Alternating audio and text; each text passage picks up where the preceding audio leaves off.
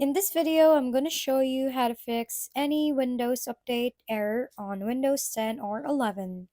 First, check your Windows version. Type Windows in the search bar, open Windows Update settings, and check your installed version. Close the window once done. Next, troubleshoot the issue.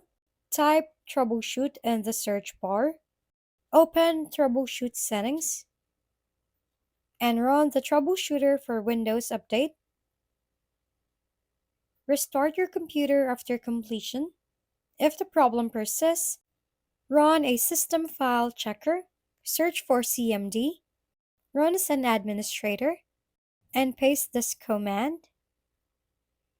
Restart your computer afterward, and that's it. Thank you for watching. We hope this video helped you figure things out. If we've been helpful, kindly give us a thumbs up. And don't forget to hit the subscribe and bell button for more contents.